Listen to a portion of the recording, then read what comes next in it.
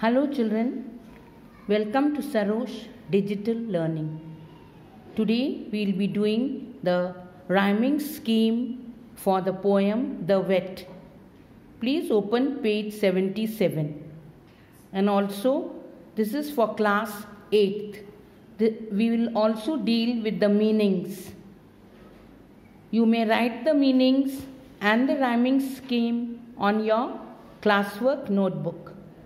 Competent is a person who is having good knowledge and ability, exceedingly, greatly. Then different inside all the organs of the animals inside their body is of different types. Followed? Then we have groan. Groan here is to cry in pain. Incredible, that which is matchless.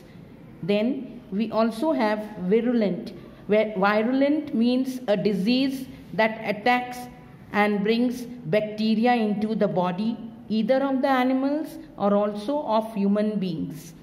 We will continue with the rhyming scheme. Now in the poem you have to match.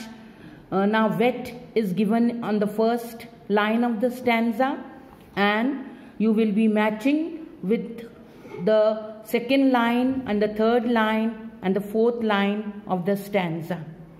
Followed?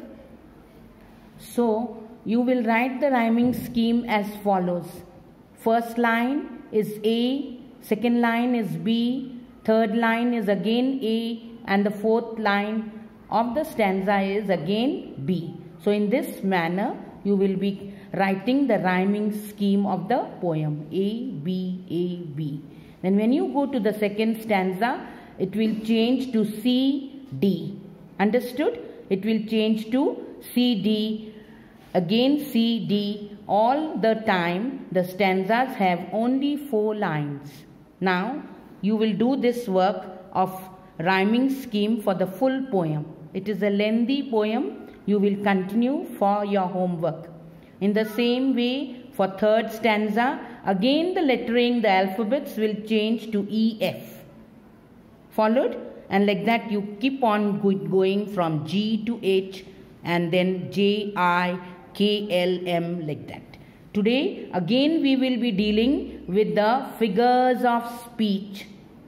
The cat is refusing her milk. In this you underline the sentence and we come to know the figure of speech used is personification. Personification gives the quality of human life or human quality. That is, the cat is refusing her milk. Cat here is given the quality of a child. Just like a child refuses her milk, so also the cat is refusing her milk. The next figure of speech is the coat of the horse is not shining like silk. Can you see? Like word is used in this sentence of the poem. So you underline that and you will write simile. Simile is a direct comparison.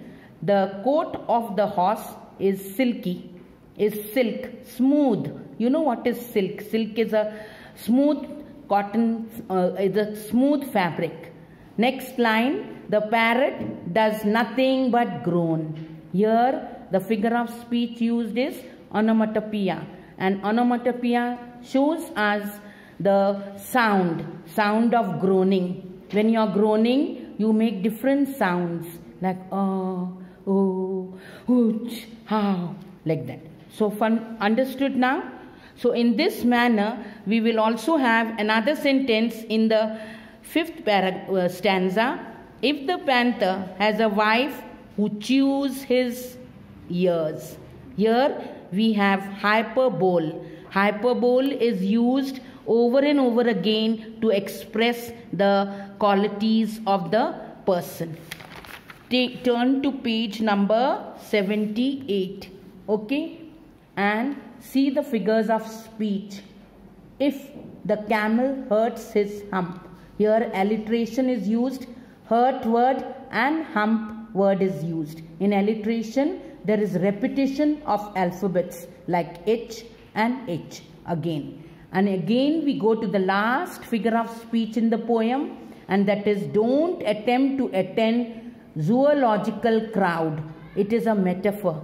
Here the people in the zoo are compared to a crowd of people.